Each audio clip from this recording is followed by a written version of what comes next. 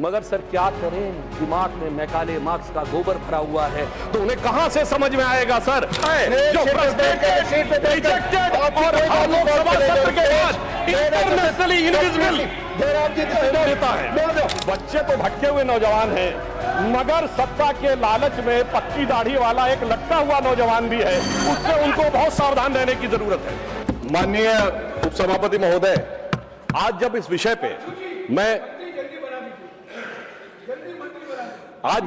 पे मैं इस बिल का समर्थन करने के लिए यहां पर खड़ा हुआ हूं, तो मेरे मन में संवेदना भी है और वेदना भी है। संवेदना उन छात्रों के प्रति और वेदना उस पे हो रही दुखद राजनीति के प्रति। माननीय सभापति महोदय, जैसे अभी झा साहब ने बोला था कि उनका स्टेक है, तो इस सदन में मैं एक नेता के रूप में नहीं, एक सांसद के रूप में नहीं, मैं इंजीनियरिंग का कॉम्पिटिटिव एग्जाम क्वालिफाई करके बने हुए एक छात्र के रूप में और बाद में इंजीनियरिंग के शिक्षक के रूप में, मैंने छात्र और शिक्षक दोनों रूपों में बच्चों के उस भाव को अनुभव किया है कि अगर उनको लगता है कि उनकी परीक्षा में कुछ गड़बड़ हो गई तो उनके मन का क्या भाव होता है, यह मैंने अनुभव किया। और मैं याद दिलाना चाहता हूं, जिस जमाने में हमने एग्जाम दिए थे, एंट्रेंस एग्जाम आईटीज के, जिस जमाने में राजीव गांधी जी थे, तो मैं याद दिलाना चाहता हूं फिजिक्स, केमिस्ट्री, मैथ के साथ साथ इंग्लिश का एग्जाम होता था, और जब तक इंग्लिश क्वालिफाई ना करें, फिजिक्स, केमिस्ट्री, मैथ की कॉपी नहीं जचती थी। तमाम बच्चे इसलिए नहीं आ पाते थे, और अगर वो सिलेक्ट हो जाए तो वो छोड़ के चले जाते थे, क्योंकि वो घबरा जाते थे। हमारे उत्तर प्रदेश से बहुत लोग थे, मगर आज प्रधानमंत्री श्री नरेंद्र मोदी जी के नेतृत्व में 13 भाषाओं में एग्जाम होता है और 13 भाषाओं में मेडिकल और इंजीनियरिंग की पढ़ाई होती है। और आज जो युवा पीढ़ी है, तरुणाई है, वो आज नई ऊंचाइयों पर जा रही है। अभी प्रधानमंत्री जी ने बताया, फिजिक्स ओलंपियाड में हमने ज्वाइंट रूप में सही 5 गोल्ड मेडल पाकर टॉप किया। केमिस्ट्री, बायोलॉजी और मैथ के ओलंपियाड में शानदार प्रदर्शन हमारे बच्चों ने किया। आप अगर देखें तो अभी स्काई रूट कंपनी ने भारत का first space satellite Vikram 1 launch किया, और जिसकी एवरेज एज 28 साल है। और यह भी याद करिए, इस समय हमारे बच्चों के, युवाओं के प्रतीक कौन? गुकेश डोमराजू, जो 18 साल की उम्र में वर्ल्ड चेस चैंपियन बना। वो देवव्रत महेश रेखे, जिसने 19 साल की उम्र में दंडकम पारायण शुक्ल यजुर्वेद का करके दिखा दिया। यह है हमारी एक्चुअल जेन जी की प्रतिभा, और इस प्रतिभा को निखारने और संवारने के लिए हमारी सरकार पूरी तरीके से प्रतिबद्ध है। और वो कितनी संवेदनशील है, उसका प्रमाण उपसभापति महोदय यह है कि हमारे इसी सदन के नेता माननीय नड्डा जी और पीएमओ में राज्य मंत्री जितेंद्र सिंह जी दोनों गए और उन्होंने सोनम वांगचुक जी का अनशन समाप्त करने में सफलता हासिल की। पर संवेदनशीलता के अलंबरदारों से मैं पूछना चाहता हूं, स्वतंत्र भारत का पहला आमरण अनशन हुआ था 19 अक्टूबर 1952 को पोट्टाभी श्रीरामुलु ने, किस लिए कि आंध्र को अलग किया जाए। मगर सभापति महोदय, 15 दिसंबर 1952 तक और उनकी मृत्यु हो गई उस आमरण अनशन में, मगर सरकार के कान पर जूं नहीं रोगी थी। यह दिखाता है कि कितनी संवेदनशीलता थी और कितना। फिर हमारी सरकार ने जो भी कार्य किए, 2 चक्र की वार्ता की माननीय नड्डा जी ने और माननीय जितेंद्र सिंह जी ने। उसके बाद फास्ट ट्रैक कोर्ट का अनाउंसमेंट प्रधानमंत्री जी ने किया, कैबिनेट में कठोर प्रावधानों वाला बिल पास किया, मध्य रात्रि में छात्रों के लिए संदेश किया, और छात्रों की भावनाओं का सम्मान करते हुए हमारे शिक्षा मंत्री धर्मेंद्र प्रधान जी ने इस्तीफा दिया, जिन्होंने अपने कार्यकाल में कई उल्लेखनीय सकारात्मक कदम उठाए थे। और उसके बाद प्रधानमंत्री जी ने श्री नंदन नीलकर्णी जी के नेतृत्व में एक हाई पावर टास्क फोर्स बनाई। मगर सभापति जी, मैं समझ नहीं पाता हूं, हाई पावर टास्क फोर्स के सदस्यों का, विद्वान सदस्यों का उल्लेख करते हुए ये गोमूत्र कहां से बीच में आ जाता है? यानी समझ में नहीं आता है, जिसका कोई रेलेवेंस नहीं उस टॉपिक से।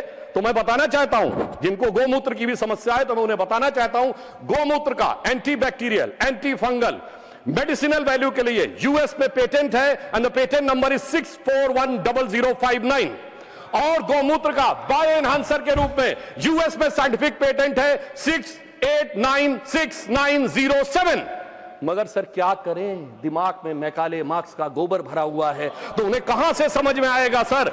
अगर यह आत्मविश्वास होता, जैसे प्रधानमंत्री जी ने all India institute of Ayurvedic science जो बनाया, ये 50 साल पहले बन गया होता, तो सभापति महोदय हमें हल्दी, नीम और तुलसी के पेटेंट के लिए लड़ाई नहीं करनी होती, हम आज लीडर बन के खड़े होते। मगर क्या बताएं, ये विज्ञान में पश्चिम के अंधभक्त हैं, और उस अंधभक्ति की कीमत इस देश ने चुकाई, मगर प्रधानमंत्री जी ने आकर उसको एक नई राह दिखाई है। मैं ये भी बताना चाहता हूं, हम इस विषय को लेकर किसी भी प्रकार का मजाक नहीं करते, हम पूरी तरीके से संवेदनशील होकर कार्य कर रहे हैं। और इस गंभीरता के लिए जो ये बिल आया है, हमारे 3 मूल मंत्र हैं। छात्रों के प्रति संवेदनशीलता, शिक्षा व्यवस्था के लिए व्यवस्था की सुदृढ़ता और पेपर लीक जैसे अपराध के लिए कानूनी कठोरता। Which I can say in English, we are having a sensitive approach, secure process and a stringent law. So triple S is our main motto, how to ensure these things. और मैं यह भी कहना चाहता हूं कि इस विषय पे 2 पक्ष हैं, एक लीगल यानी वैधानिक पक्ष और दूसरा है राजनीतिक पॉलिटिकल पक्ष। हम दोनों, पहले मैं लीगल पक्ष के ऊपर बात करूंगा, फिर पॉलिटिकल पक्ष के ऊपर। मगर हमारी सरकार ने यह प्रतिबद्धता दिखाई है कि जब छात्रों के भविष्य की बात आए तो ऐसा कठोर कानून बनाया है कि पेपर लीक करने वाले माफियाओं का मनोबल गिरना नहीं चाहिए, मनोबल जमींदोज हो जाना चाहिए। और इसके लिए 2024 के एक्ट के सेक्शन 11 के सबसेक्शन 2 में यह स्पष्ट किया गया है कि यदि कोई संगठित पेपर लीक करता है तो 1 करोड़ रुपए से उसको आर्थिक दंड को 10 करोड़ रुपए किया गया है। इसका उद्देश्य यह है कि यदि कोई ऐसा करता है तो उसकी आर्थिक ढांचा जमींदोज हो जाना चाहिए। सबसेक्शन 1 में 5 वर्ष के कारावास को 7 वर्ष किया गया है और 7 वर्ष के कारावास को 10 वर्ष किया गया है। 2024 के एक्ट के सेक्शन 10 में संशोधन किया गया है कि यदि कोई व्यक्तिगत रूप से इसका दोषी पाया जाता है तो 50 लाख रुपए का होगा फाइन। माननीय मंत्री जी ने कहा था कि सर्विस प्रोवाइडर के ऊपर भी कड़ा शिकंजा करने की व्यवस्था की गई है। तो यदि कोई सर्विस प्रोवाइडर या मैनेजर होता है तो उस पर 1 करोड़ रुपए का फाइन और सजा जो है वो 10 वर्ष तक की हो सकती है। परंतु मैं कहना चाहता हूं सभापति महोदय, कानून कितना भी कठोर हो वो तब तक प्रभावी नहीं हो सकता जब तक जांच द्रुत गति से ना हो। तो इसमें यह प्रावधान किया गया है 2024 के एक्ट के सेक्शन 12 में, सेक्शन 12 और बी, ए एंड बी 2 नए संशोधन किए गए हैं जिससे जांच एजेंसी को 2 महीने के अंदर ही अपनी जांच पूरी करनी है। और पहले प्रावधान यह था कि केवल सेंट्रल एजेंसीज करेंगी, अब स्टेट्स को इंपावर किया है कि वो चाहे तो स्पेशल टास्क फोर्स अपनी बना सकते हैं और उसे भी 2 महीने के अंदर जांच देनी होगी। यानी स्टेट्स को भी पावर दिया है और उसके लिए स्पेशल टास्क फोर्स की व्यवस्था भी की है। परंतु सभापति महोदय, जांच कितनी भी द्रुत गति से हो, जब तक न्याय द्रुत गति से ना हो तो भी समस्या होती है। तो इसमें यह व्यवस्था की गई है, सेक्शन 12 में यह प्रावधान किया गया है कि स्पेशल ट्रैक कोर्ट बनेंगे, फास्ट ट्रैक कोर्ट बनेंगे जो डे टू डे बेसिस के ऊपर हियरिंग करेंगे और इसके लिए कोई भी राज्य या केंद्र शासित राज्य या प्रदेश उच्च न्यायालय के मुख्य न्यायाधीश की अनुशंसा के ऊपर डेजिग्नेटेड कोर्ट का गठन कर सकेगा। परंतु सभापति महोदय, कई बार न्याय में बीच में लोग लूपहोल निकाल लेते हैं, तो यह भी व्यवस्था की गई है यदि कोई कानूनी दावपेच निकालकर बचना चाहे तो कोई स्पेशल टास्क फोर्स के आदेश या निर्णय को चैलेंज करना चाहे तो उसे हाई कोर्ट में 2 जजेस बेंच में ही जाना पड़ेगा और उस अपील का डिस्पोजल 3 महीने के अंदर करना पड़ेगा। यानी हर प्रकार की व्यवस्था को सुनिश्चित किया गया है। तो यदि मैं एक लाइन में कहूं तो इस विधेयक में पेपर लीक पर कठोर दंड, समयबद्ध जांच और त्वरित न्याय, तीनों का ही समस्त प्रावधान किया है। इसके लिए मैं सरकार को धन्यवाद और साधुवाद देना चाहता हूं। और इतना ही नहीं, विगत 12 वर्षों में हमारी सरकार ने शिक्षा व्यवस्था के लिए क्या क्या किया है वो बहुत सारा विस्तार लोग बता चुके हैं। IITs 15 से 23 हुई, IIMs 15 से 21 हुई, एम्स 7 से 20 हुए, मेडिकल कॉलेज 387 to 808 हुए, टोटल यूनिवर्सिटी 760 से 1338 हुई, अंडर ग्रेजुएट MBBS सीट 151% बढ़ी, PG सीट 140% बढ़ी और 15,000 करोड़ रुपए का निवेश किया गया है ताकि आने वाले वर्षों में 10,000 नई मेडिकल सीट्स का गठन हो सके।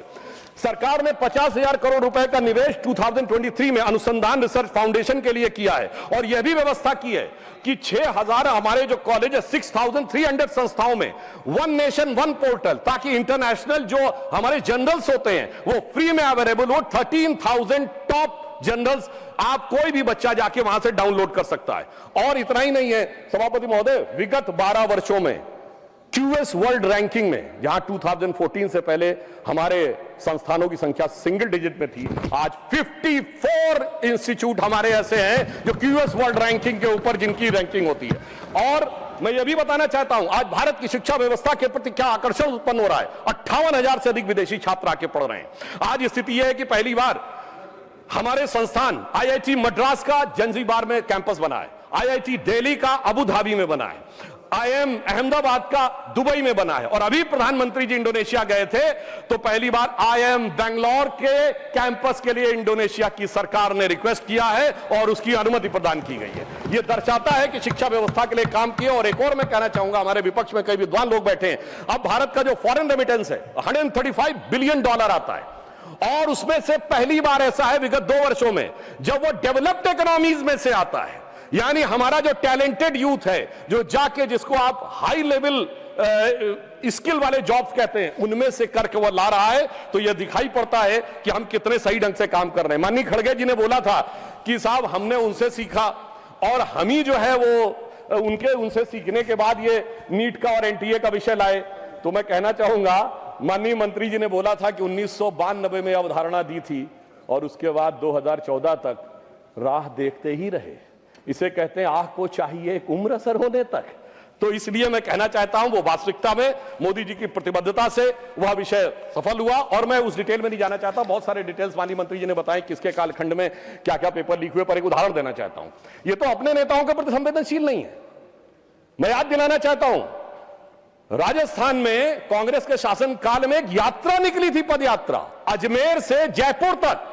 सचिन पायलट जी ने यात्रा निकाली और कहा पेपर लीक कितने हो रहे हैं कि मैं छात्रों के हित में पदयात्रा निकाल रहा हूं, मगर अफसोस कि उन्होंने उसके ऊपर कहीं कोई शिकन नहीं आई।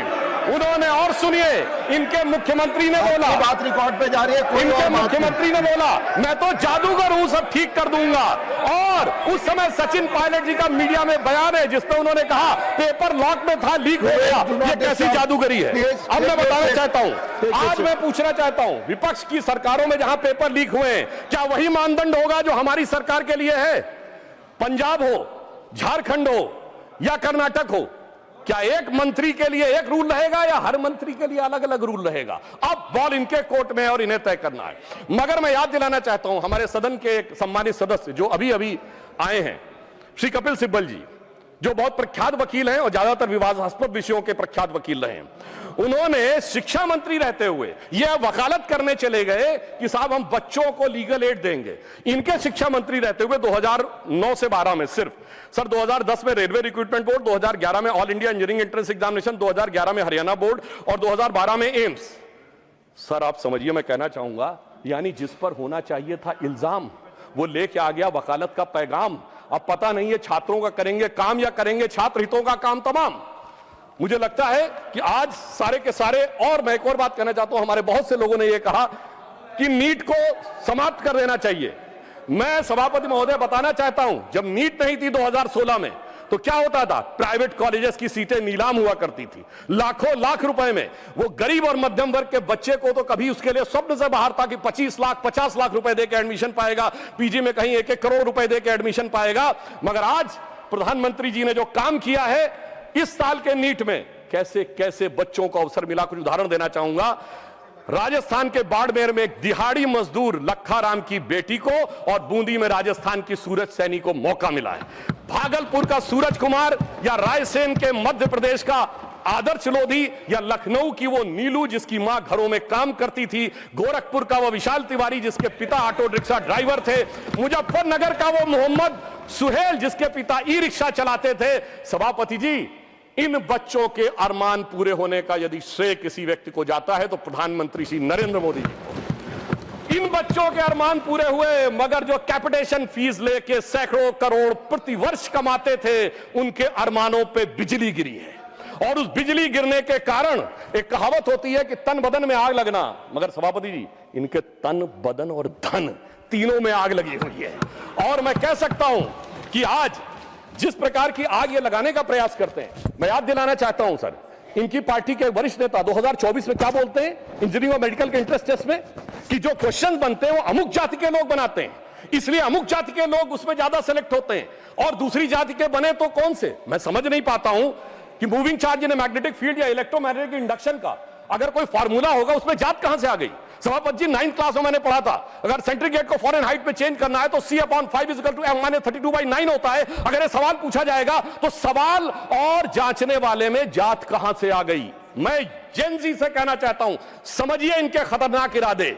ये उस समय भी आपको गुमराह करने में लगे हुए थे, और आज आदरणीय खड़गे जी ने कहा कि SC ST OBC के रिजर्वेशन के बारे में। सभापति महोदय, शिक्षण संस्थाओं में SC ST OBC का रिजर्वेशन, बिजला जी ने बोला था सर, जैसे ही दूसरा वाला वोट बैंक दिख जाता है, AMU SC ST OBC reservation साफ, Jamia Millia Islamia SC ST OBC का रिजर्वेशन साफ, कश्मीर में एससी एसटी रिजर्वेशन देने की जरूरत ही नहीं है। हजारों संस्थाओं को माइनॉरिटी घोषित करके एससी एसटी ओबीसी का रिजर्वेशन साफ। और याद करिए सर, कश्मीर में यह प्रावधान था कि वाल्मीकि समाज की एक बच्ची जब वो पीएचडी करके गई कि यूनिवर्सिटी में लेक्चरर बनना है, तो उससे कहा गया तुम्हारे डोमिसाइल के हिसाब से तो सिर्फ सफाई कर्मचारी बन सकते हो। और ये लोग आके आज मनुस्मृति की बात करते हैं। मुझे लगता है कि आज वो धारा 370 हटने के बाद उन्हें वास्तविक अधिकार मिला है।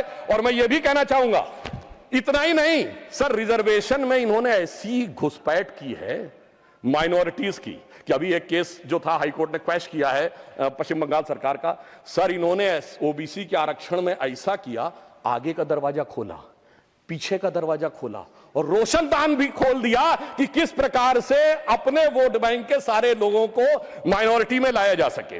अब मैं यह भी कहना चाहता हूं सर, खड़गे जी ने जो कुछ भी बोला, अब उस विषय के ऊपर मैं बोल चुका हूं, इसलिए मैं दोबारा नहीं बोलना चाहता, मगर फिर मैं बताना चाहता हूं, आज समाज में जो लड़ाई लगाने की बात की जाती है, आई जस्ट रिपीटिंग क्विकली कि डॉक्टर अंबेडकर ने अपनी किताब हु और शूद्राज में chapter number 1 page number 1 paragraph number 3 में लिखा है, there is no connection of modern day schedule caste with the Vedic age Shudras. Second, उन्होंने द अनटचेबिलिटी में लिखा है, पेज नंबर 155 पे आप कहेंगे तो मैं अभी आपको ऑथेंटिकेट कर दे सकता हूं, जिसमें उन्होंने लिखा देयर वाज नो अनटचेबिलिटी, मनुदेरा started on 4th century, subsequent become on 8th century. अब 8th सेंचुरी से इस देश में क्या हुआ था, ये भी याद रखने की जरूरत है। पर मैं ये कहना चाहता हूं सर एक और बात, कि आज जो लोग कॉम्पिटिटिव एग्जाम वाले बच्चों के लिए कि नेता बनने का प्रयास कर रहे हैं, सर उन्होंने कभी जिंदगी में कंपटीशन देखा है? कभी नहीं देखा सर। ये वो नेता हैं जिन्होंने एजुकेशन में कंपटीशन नहीं देखा, नौकरी में कंपटीशन नहीं देखा, पॉलिटिक्स में कंपटीशन नहीं देखा, और अपनी पार्टी में तो ऐसी रेस दौड़ते थे जिसमें एक ही आदमी दौड़ना होता था। तो आप सोचिए कि जिन्होंने कभी रियल में कॉम्पिटिटिव एग्जाम क्वालिफाई नहीं किया, मतलब फेस ही नहीं किया। दूसरी तरफ हमारे नेता नरेंद्र मोदी जी जमीन से एक एक परीक्षा को पूरे करते हुए किस प्रकार से उभर कर सामने आए, तो साफ समझा जा सकता है। मैं सर कोट करना चाहता हूं सर, दुनिया की सबसे बड़ी, सर आपने अपने टर्म में बोलिए, दुनिया की सबसे बड़ी कंपनी एनवीडिया के चीफ सर जेनसेन हुआंग ने 23 सितंबर 2024 को कहा है, एनवीडिया के सीईओ ने, उसने कहा whenever I meet PM Modi I find an incredible student in him. तो एक तरफ है हमारे नेता जो motivated, dedicated and incredible student हैं, दूसरी तरफ एक वो है जो फ्रस्ट्रेटेड, रिजेक्टेड और हर लोकसभा सत्र के बाद इंटरनेशनली इनविजिबल नेता है। अब मैं एक और बात कहना चाहता हूं, एक चीज जो हमारे लिए चिंता का विषय है सर, देखिए जिस प्रकार की भाषाएं आई वहां पर बच्चों के उसमें वो बहुत अशोभनीय और चिंताजनक था, जिस ढंग की भाषा का प्रयोग किया गया। मगर बच्चों की क्या गलती है सर, जो बड़ों से सीखते हैं। यदि यहां पे गालियां दी जाती हैं, अभी जो सदन में सदस्य खड़े हुए उन्होंने भी गाली वाली दी थी, अलग बात है। प्रधानमंत्री जी को बिहार में मां की गाली दी जाती है, आखिर में बच्चे बड़ों से ही सीखते हैं। तो मुझे लगता है अभी ध्यान रखना चाहिए। मगर मैं दलगत भावना से अलग होकर कहता हूं, आज जो कुछ आपने सुना, हम इस तरफ पक्ष के हो या उस पक्ष के हो, क्या हमें नहीं लगता कि इस विषय को लेकर हमें चिंता होनी चाहिए?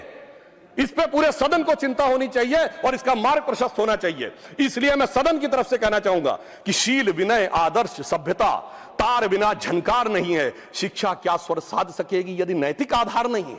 और मैं यह भी बताना चाहता हूं सर, मैं जेन जी से भी कहना चाहता हूं कि आपने एक गाना सुना होगा, यही उम्र है कर ले तू गलती से मिस्टेक। तो मैं बच्चों से बताना चाहता हूं, ये पानी की बोतल 10 रुपए की आती है, मगर Instagram free, Facebook free, WhatsApp free, Twitter free, ये फ्री क्यों दिया जा रहा है भाई? जबकि वो सभ्यता क्या कहती है, there can never be a free lunch, if there is a free lunch there has to be poison in it. तो मैं समझना चाहता हूं वो फ्री आपको इसलिए दिया जा रहा है ताकि आपके दिमागों को कैप्चर किया जा सके। इसलिए मैं पुनः 1997 की एक मूवी है यस बॉस, जो शाहरुख खान और जूही चावला थे, तो वो अपने बॉस को सोचती है कि वो मेरे लिए अच्छा कर रहा है, मगर वो उनको ट्रैप में फंसा रहा था। तो एक गाना था, बड़े टेढ़े मेढ़े दुनिया के रास्ते, खतरे ही खतरे हैं तेरे वास्ते। तो मुझे लगता है कि जेन जी को इस विषय के ऊपर समझना चाहिए। और मैं यह भी कहना चाहता हूं युवाओं से, याद रखिए योग, भोग, संग्राम तीनों जवानी के काम। और याद रखिए 80% लोग भोग में और 20% लोग संग्राम में पड़े हुए हैं। बहुत संभल कर आगे कदम बढ़ाना होगा। इसलिए मैं कहना चाहता हूं कि आज जब छात्रों के आंदोलन में कुछ ऐसे अवांछित तत्व आ गए थे, और ये मैं हवा में नहीं बोल रहा हूं, 23 जुलाई को 9:30 पे सोनम वांगचुक जी का ट्वीट है जिसमें उन्होंने ये कहा कि भाई मुझे बहुत पेन है कि कुछ एंटी सोशल एलिमेंट्स आ गए। बच्चों से कहूंगा सावधान रहिए, ये बड़े खतरनाक एलिमेंट हैं, ये अवसरवादी, ये राजकतावादी हर आंदोलन में चले जाते हैं, सीए में भी चले जाते हैं, किसान में भी चले जाते हैं, कुछ पहलवान में भी चले जाते हैं, आज बच्चों में भी। तो ये वो मुखौटा है जो कभी मुसलमान के पीछे छुपता है, कभी किसान के पीछे छुपता है, कभी पहलवान के पीछे छुपता है, आज नौजवान के पीछे छुपा है। इसलिए मैं कहना चाहूंगा बच्चों से कि देखिए वो जो बच्चे हैं वो तो भटके हुए नौजवान हैं। सर, बच्चे तो भटके हुए नौजवान हैं, मगर सत्ता के लालच में पक्की दाढ़ी वाला एक लटका हुआ नौजवान भी है, उससे उनको बहुत सावधान रहने की जरूरत है। और मैं सर बस 1 मिनट में खत्म कर रहा हूं। सर, प्रधानमंत्री जी ने और गृह मंत्री जी ने यह ध्यान रखा, हिंदी में एक कहावत है कि गेहूं के साथ घुन न पिसने पाए।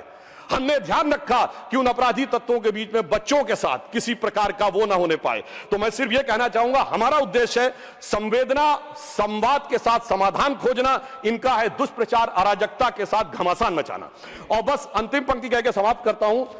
मैं बच्चों से कहना चाहता हूं, प्रधानमंत्री जी ने जिन विपरीत परिस्थितियों में निकाला है कि वो पुराना गीत हम सबने सुना होगा, हम लाए हैं तूफान से कश्ती निकाल के, इस देश को रखना मेरे बच्चों संभाल के, हर एक कदम उठाना जरा देखभाल के।